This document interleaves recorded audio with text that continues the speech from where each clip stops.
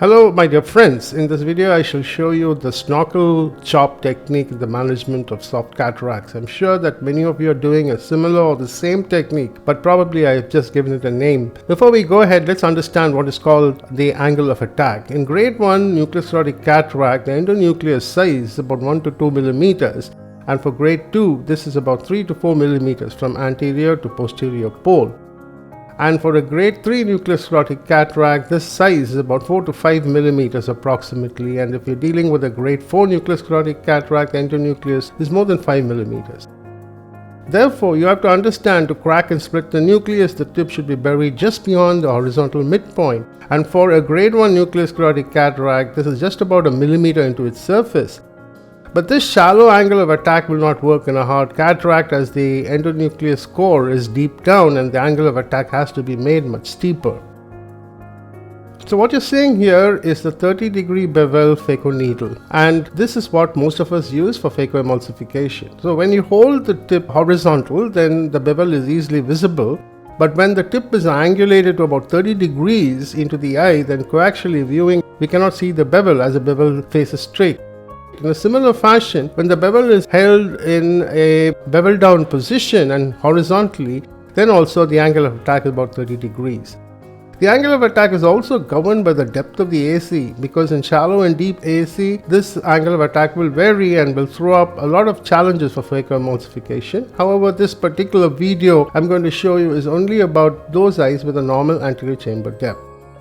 Let's take a hard cataract and look at the angle of attack. Now this needs to be a little steep. This is a grade 3 nuclear sclerotic cataract. So after decapping the overlying epinucleus, see the angle of attack. The bevel is not seen. In fact, the bevel is facing backwards, which means that the angle of attack is more than 30 degrees in this case. This enables me to start from a proximal location to the midpoint and then drive it through the substance into the center of the endonucleus. When I do this, I get a great hold and I'm able to chop the nucleus at one go into two halves. Let's take another look at this angle of attack, and this is also a grade 3 or grade 4 nuclear sclerotic cataract, starting at a point just proximal, but this time I'm attacking it from bevel down position. You get an instant occlusion when you go bevel down, but as soon as the needle penetrates the nuclear substance, I rotate it in a kind of a screwdriver fashion. So by the time I go to the center, the bevel is actually facing up. So once I get the adequate depth of burying and the adequate angle of attack, it's easy to chop this nucleus. Now if you take a grade 2 nuclear sclerotic cataract, the angle of attack need not be steeper than 30 degrees. You can keep it at just about 30 degrees or less. This is a grade 2 nuclear sclerotic cataract, normal anterior chamber depth. I'm uncapping the epinuclear shell that overlies the nucleus, and just see the angle of attack is much more shallow. You can't see the bevel, which means it's about 30 degrees or slightly less. Now with this shallow angle of attack, I need to bury the phaco tip to just about 1 to 1.5 millimeters inside the endonucleus, because the size is just about 3 to 4 millimeters in depth. Now if you take a very soft cataract, then the angle of attack has to be very shallow, since the grade 1 nuclear sclerotic cataract has an anteroposterior thickness of just about 2 millimeters. We need to bury the tip just about 1 millimeter. If we bury the tip with a steep angle of attack, the frictional resistance will be low and we'll end up punching a hole or create a crater in the center. Since a good hold will depend not only on the vacuum but also on the frictional hold generated by the passage of the tip through the nuclear substance, hence in soft cataract, the angle should be shallow, like we are performing a trench. The outer diameter of a standard phaco tip is roughly 0.9 millimeters, which means that we need to keep the passage of the tip just under the surface of the nucleus substance. Since this is what we do while snorkeling, just stay under the surface of the water, I decided to call this the snorkel chop. I'm sure a lot of surgeons, like I said, already doing this all over the world. This video is for those who still haven't worked it out. So let's go ahead and see how we perform the snorkel direct chop technique in a soft cataract. There are several ways of treating a soft cataract, the hydrodelineation, the hydroprolapse, etc. But if you don't end up with a good hydrodelineation wave, then you can try this technique of direct chop. See how I drive the phaco tip into the nuclear substance. The phaco tip starts proximally and goes into a very shallow angle of attack. you find that the tip is just under the nucleus surface.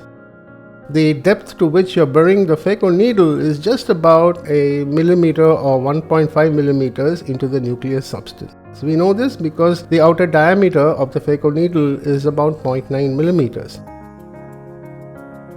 Keep the angle of attack shallow in order to drive the phaco needle through the substance of the nucleus. This will give us good frictional and vacuum hold, after which the nucleus piece is cracked.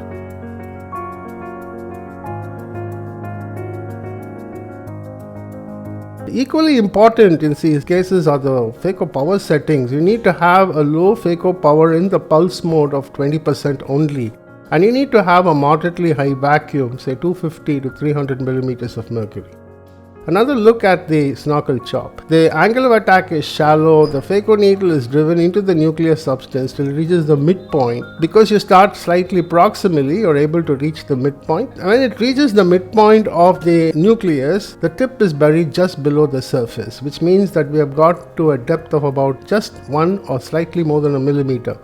This will give us a great hold because you are driving the needle or the tip through the nucleus substance. That gives the frictional hold, as well as the vacuum will also help to hold the nucleus. And then you can use a sharp tip chopper in order to effectively create the chop.